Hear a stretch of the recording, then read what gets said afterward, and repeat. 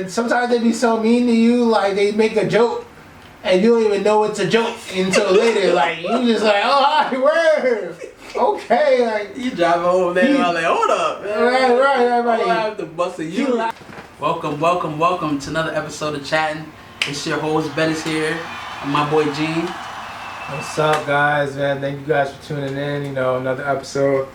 We're gonna drop some knowledge on y'all today, man. Really get it jumping. So let's start off, guys. What do you think? What are we talking about today, man? So alright, so we're gonna go over a couple topics and give, our own take on certain things and from our own experiences.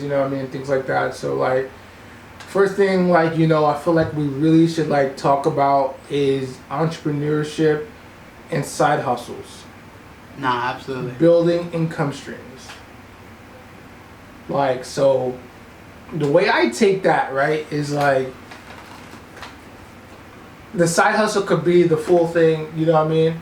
And then entrepreneurship, if you're an entrepreneur, most of the time, maybe not at first, it could start off as a side hustle, but then it could become a full-on thing. But I guess when I think about an entrepreneur, it's someone that's they're all in on this business and they're trying to get it started. That's a full-blown entrepreneur, not someone that's kind of doing it part-time. You know what I'm saying? So I think obviously we live in a day and age where there's so many different ways to make money, you know what I mean? And I think that entrepreneurship, especially since it's been pandemic, side hustles, gigs, things like that have been the biggest thing for people. Absolutely. Multiple streams of income. How many times on the internet have you heard that? Multiple streams of income, but rich millionaires and billionaires have a lot of streams of income. That's the main resource of them having all that money. Mm-hmm. You don't become rich off one source of income. So I would say that's huge. I would say that's really big. As far as your side hustles, cause I'm a prime example too. Dipping into a lot of different aspects of businesses and kind of just seeing what sticks. You know what I mean? Learning along the way and where you could use that into other business ventures. I think that's important too. But at the same time too, I feel like it kind of get overwhelming. Yeah. Because I also do feel like I'm at that stage where it's damn, I don't really know what I should be focusing on. And, they always tell us, growing up that you don't want to, overindulge and do too many things. Or you're just doing too much, you know what I mean? Just getting overloaded and you're not putting your all into one thing. So it's that's a slippery slope as well, the way I see it too. No, 100%. Yeah. 100%. I definitely agree. You're spreading yourself thin by trying to do too many things at the same time. And I think going back on the streams of income thing, I think sometimes you interpret what multiple streams of income means. I don't think it could mean this, but I don't believe it's okay, we're starting 3 or 4 companies at the same time. You know what I mean? That's obviously not, just like you said, you're stretching yourself thin, or you're doing too much. Trying to do all these businesses at the same time. I think when if you're really going to think about multiple streams of income, the topic we're talking about, you gotta think about how can I diversify?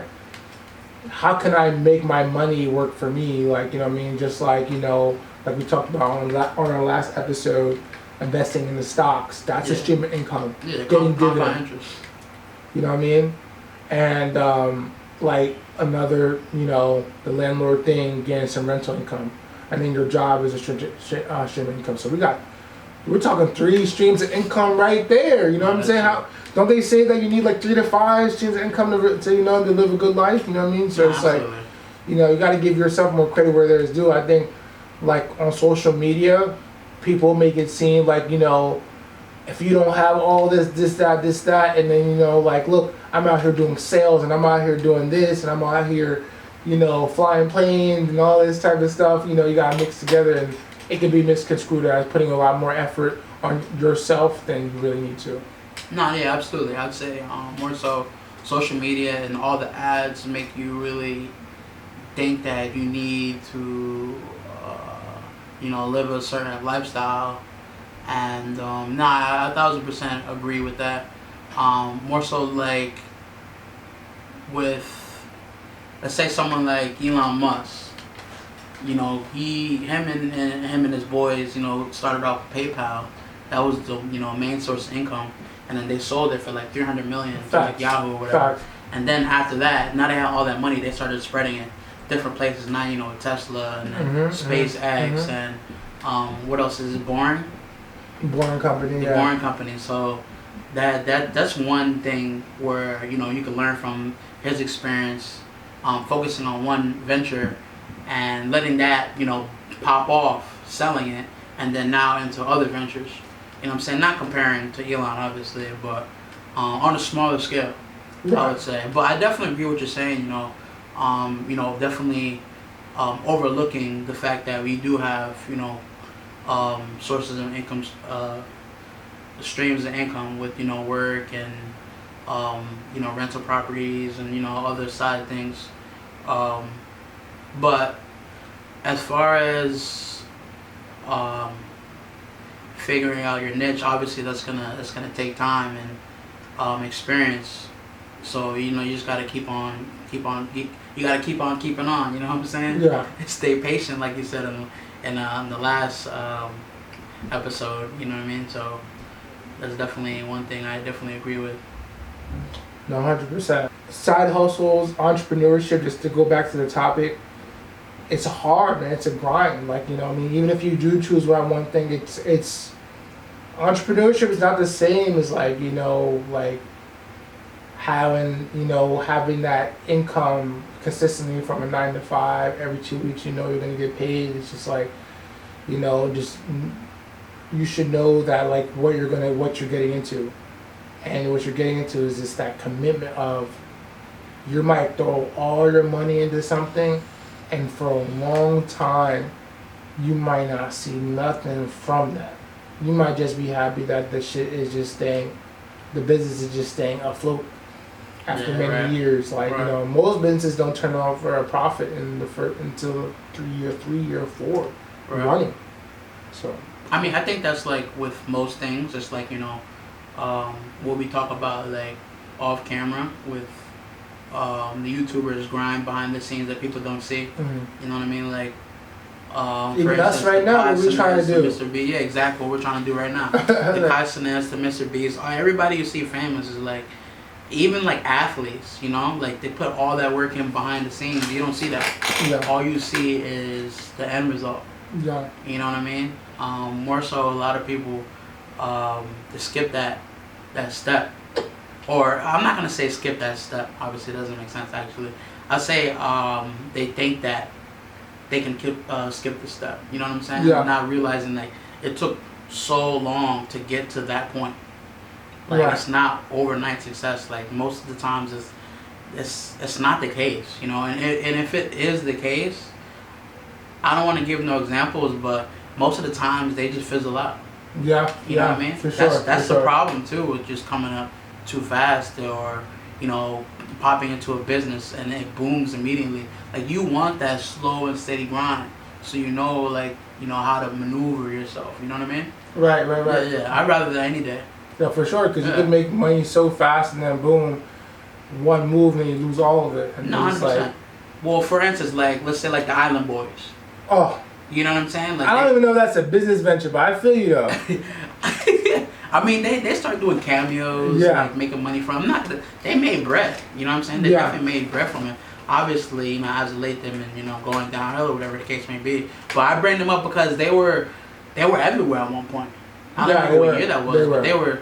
You know what I'm saying? I'm like, Island Boy. Oh my God, that song was crazy. Crazy. It was cool, super crazy. You know what I'm saying? But it was everywhere. And they're still kind of famous, still low key. I'm not saying they're not famous. Right. It's just their peak is gone. Yeah. You know what I'm saying? I Like, mean, one of the brothers is going, like, in and out of jail and Oh, yeah? domestic violence. It's a mess. I don't really keep in tune, but I be seeing it sometimes. You know what I'm saying? Like the fame is getting to his head for real. You know what I'm saying? That's all it is.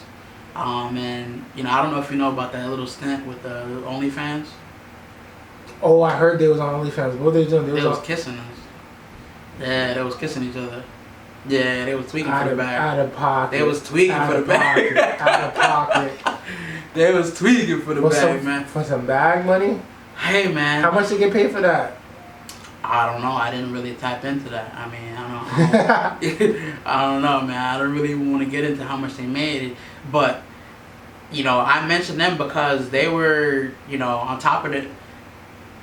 Nah, it wasn't on top of that. They was famous for a little bit, you know what I'm saying? And then they just fizzled out.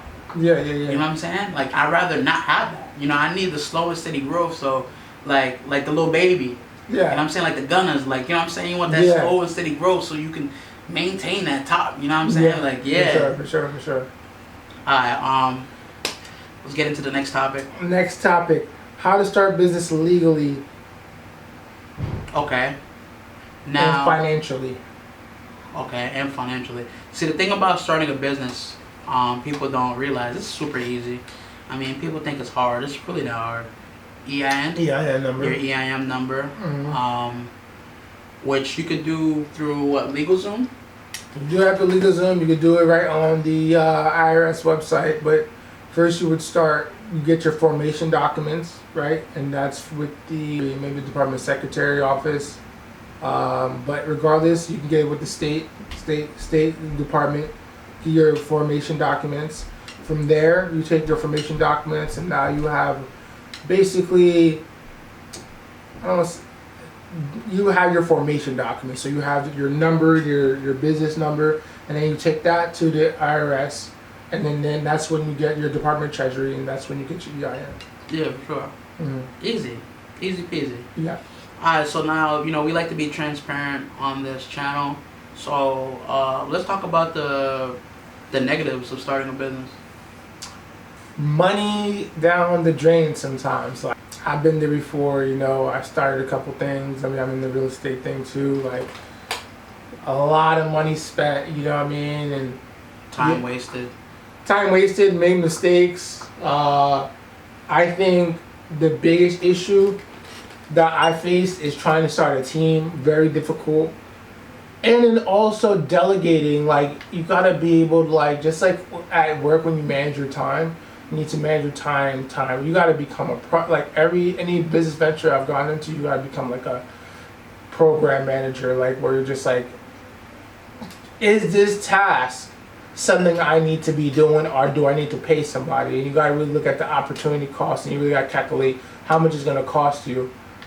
And not only just the actual monetary value, but also your time expense, you know what I mean? 1,000%. You know what I mean? And it's just like, I agree, 100%. you know what I mean? So like delegating and paying people to do things just to save your time and effort. Like, and I feel like in the past, I've just spent a lot of time doing things or trying to do things, and I just feel like with me, I feel like I'm just like sometimes too ambitious, and I believe in my abilities too much, and that's probably not just me that's going through that. Maybe many people. Oh, absolutely. So sometimes you feel like, I can definitely do this, that. I saw on YouTube where you could do it, this, that. You start doing it. You gotta have faith in yourself at the same time. Like, and it's not a bad thing. Even though that's happened, that's not a bad thing, because you know what it is? It's a learning lesson. Oh yeah, no. You know what I mean? Education not free.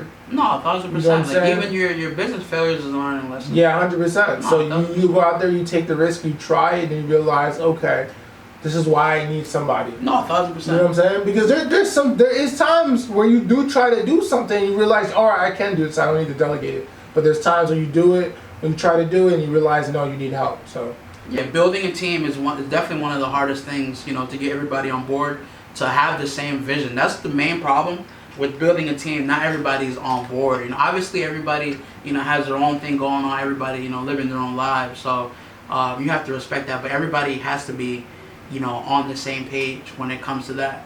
And to go off of the second thing that you have mentioned, like with the channels, the bigger you get to, eventually you need an editor. you know, you have to, which, you know, I doing research, you know, the last couple of days, you know, listening to different, you know, bigger YouTubers mention how eventually you need an editor. You know what I'm saying? Like the bigger YouTuber channels, they have editors. You know what I'm saying? Where they started off editing their own videos until it just became too much for them now. You know what I'm saying? Like you have to forget the whole, oh no, they're not gonna edit like how I do, and like the editing style and this and that. Like you gotta forget all that. Pay an editor so you can, you know, manage your time better, focusing on better video ideas, the quality of the videos. You know what I mean? Establishing that brand for yourself while you have the editor. Well, that's what you have that you're paying the editor for. You know what I'm saying? So that's another aspect that people need to realize. You know, coming from the bigger YouTubers are saying it, so they've been there, so they understand. You know what I'm saying? So I get that too. So you want to get to the point where you do understand the value of editing, but eventually you pass it on so you can, you know, make more use of your time. That's another thing too, the team thing, the editor thing. You made a good point, because I don't know if this is like something that only I felt this way, because when people kept saying build a team, I was like, it's so hard to find people to trust, so hard people that on the same page as you. But I realized though, like, and then the first thing you try to do is try to build teams with your friends, people you know, things like that. Big mistake. Right. Big mistake. Be careful with that shit. But anyway, number one. But just like you mentioned, you just made up a good point, and I think people don't really understand the whole team thing, and I think that's why it's such an anomaly and people don't know how to do it. That doesn't mean you have to bring in a partner. Like, sometimes, like, a lot of the time when you talk about bringing in a team, it just means hiring people, paying people. Just like you say, get an editor. You're paying that editor. He's not part of the company. No. You're paying him. But now you and this guy is a team now. Like, you know what I'm saying? Like, it took me a little bit to realize that, like, no, like, I don't need to bring in someone, give them an equity stake, and then now they're on the same level as me and things like that. No. Sometimes it's just delegating that. Even if you hire someone to do something, like we're in real estate, right? If you hire a contractor, right, to remodel your apartment, y'all working together. You're just a product manager. Y'all a team, and then the people he bring that work under him, y'all are all a team trying to get this project done. That's a team right there. It's a short-term team, but nonetheless, it's a team. Yeah. You know what I'm saying? And now you have this relationship with this contract, things like that. So it's like, yeah, okay, you're still running this business and you form this team as temporary when the project is over, but every project is like that. You know what I mean? Some businesses have reoccurring projects. You know what I mean? But that project is done. Just because you don't have a project back to back to back doesn't mean that y'all not a team. But if you have remodels every week, what's the difference between him being part of your company and not? He's still a team. You know what I'm saying? So I started to realize that it's like, all right, so let me stop trying to bring in people to partner. Let me stop trying to bring in people, like, you know, and you got to be careful with the friends, like, you know what I'm saying? Because, you know, I'm not blaming people, but, like, you know, it could just get get dangerous. Like, you know, I mean, you got to really think about it. So, yeah, I'd say, like, that's the number one biggest no-no. Mm-hmm. Yeah, starting a business with your friends can get really dangerous. You know what I mean? Yeah, and then at that point too, it's like now you're risking your friendship. Yeah. You know what I mean? At the same time, you know, and I've been there too before, where you gotta like kind of step back and realize, damn, like, this is messing up our relationship. Let me, step back. Let me step back. You know what I'm saying? Yeah, let me step back and reevaluate what's going on. Yeah. Yeah, because it'll happen right before your very eyes. You think you're doing something, you ain't doing nothing. You ain't doing nothing. Nah, yeah. Some relationships is worth way more than businesses. 100%. I would say, yeah. 100%. It definitely is. Yeah, it's hard. You think that, you can do it with your family, and it's just... Even with family, it's not just friends. Family is the same shit. Like, yeah, it's bad. I mean... You know what I mean? You gotta be careful. Family's difficult. Family could get even worse. What do you think is worse, family or friends? Keep it 100. I think family could potentially be the worst, only because you can't cut them off. Like you see, some people do, but just Yeah, like, but to say you can. you can, but it's like, all right, that's your family. You got the same parents, especially your parents are still alive and all this shit. Like, I mean, but it could be like, let's say a second cousin, like they're family, but they're not really like close family. everybody's gonna know your business. I know Just that's know a problem that. too. Yeah, that's Just a know problem that. too. I mean, just like for friends too. You know, want to do something with one friend group. But I think friends it's a little bit easier to like. It can still get rough too. It depends how what the relationship's like. It depends on the individuals. Like, were y'all really, really, really? I don't close? even think that it depends on relationship, because I think that especially getting older, like I mentioned earlier, everybody has their own thing going on. Mm. So eventually their direction might shift. Like at the beginning it might be like, oh, we're on the same path, and then later on something happens. Yeah. Or like they get a girl or something like that, it might interfere with the whole thing. Exactly. And now you're shifting right, and then like, oh, bro, what's going on? And that's the thing, right? I like, you know what I mean? That's why you can't take anything too personal too with these, especially with business. Like my college professor taught me no morals in business. So so it's like business is business. Like, you know what I mean? Business, yeah. And at the end of the day, it's just like the faster if someone that you're thinking about working with off the rip within the first 60 days shows you that something is a problem, you need to know when you or it could be even earlier that you need to know when to move on from this. Yeah, 1,000%. Yeah, I mean, but at the same time too, you can communicate though. Right. Because you know how big I am on communication. Yeah. Like if you communicate it and the person is aware of what's going on, then I think you guys can still coexist. But that is early cracks though. Right. That is showing early signs, so you might want to still be on P's and Q's. Right.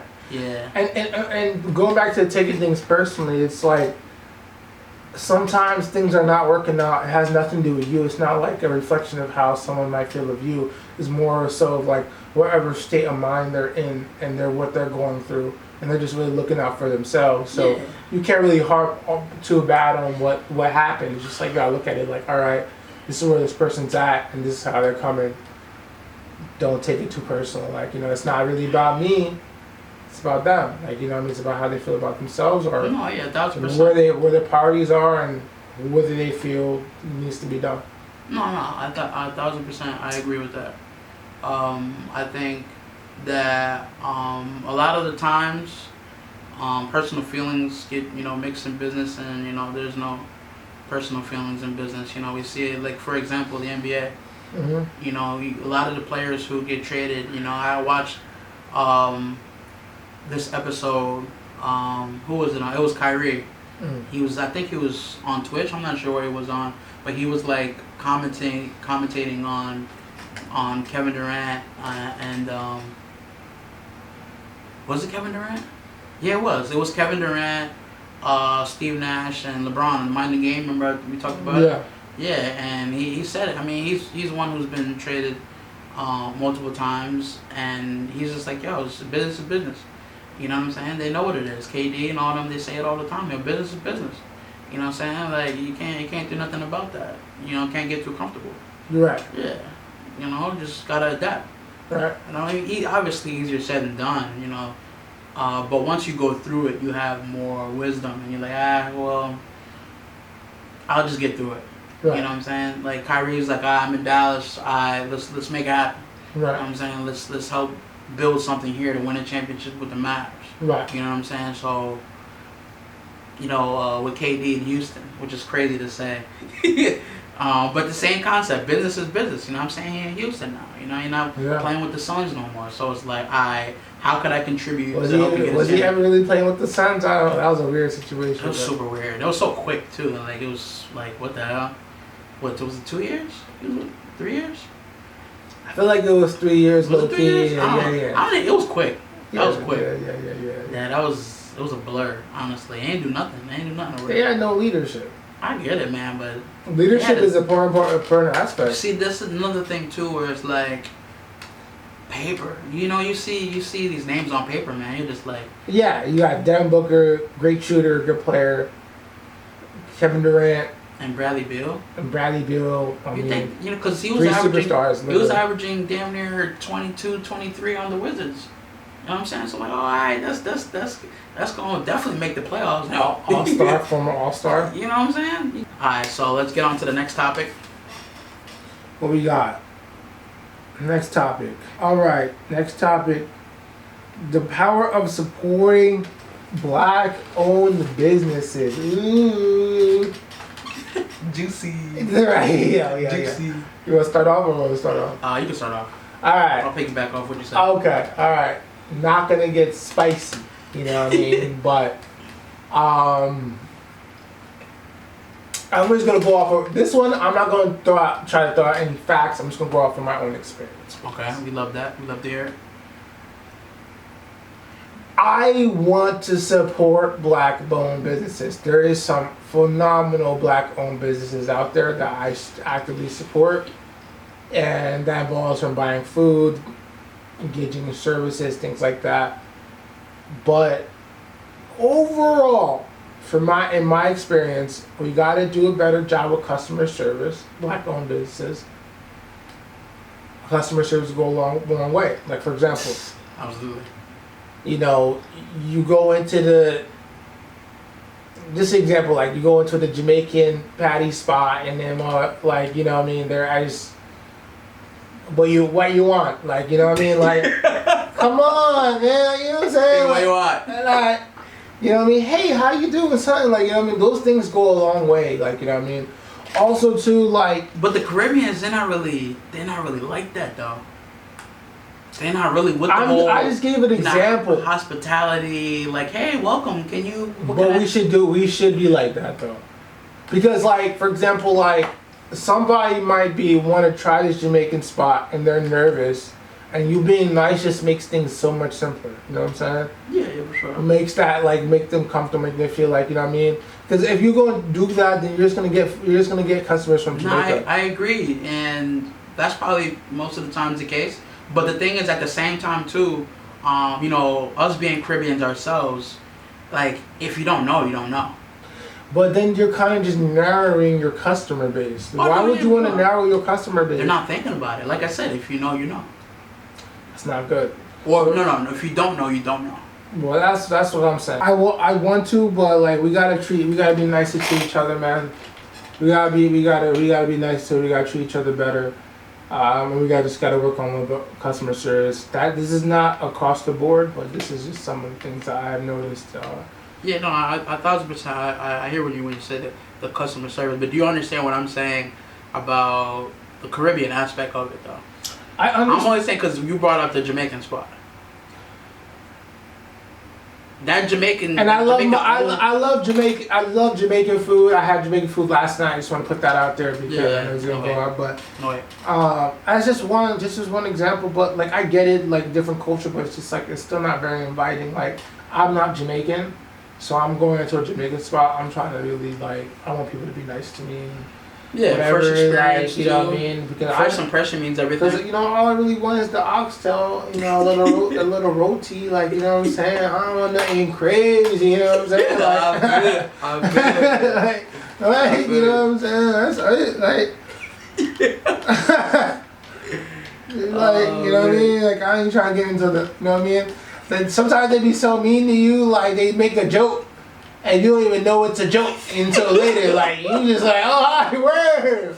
Okay. Like, you drive home there and I'm like, hold up, man. Right. I have to bust a he laughed right before you leave. He laughed. The person laughed right before you leave, and you be like, hi, word. You joking, right? Yeah. Whatever, bro. Dude, I would have to spin the block, man. That's I hear what you're saying. That's what I think. That will scare them away. It's gonna scare people away, sure. and other black people. You're gonna scare other black people away. 1,000%. I mean, not even scaring them away. They're gonna get attitude right back. They might not buy your food too because of that. Yeah, that too. I mean, and then you're gonna get the attitude right back. Yeah, you know what I mean. And I would say too, it's like I just feel like also too like. If you're asking for support of your black-owned business, that person, that entity that's looking for support as a black-owned business, I want to see you doing things for the community. Alright, man. Thank you for tuning in on another episode of Chattin, man. If you enjoyed the video, definitely subscribe to keep up with our future videos. Comment down below what y'all want to hear us talk about next. Yeah, guys, thank you for tuning in, man. It's always a pleasure, man. If you guys have any questions, reach out like you mentioned. And until next time. Until next time. Peace.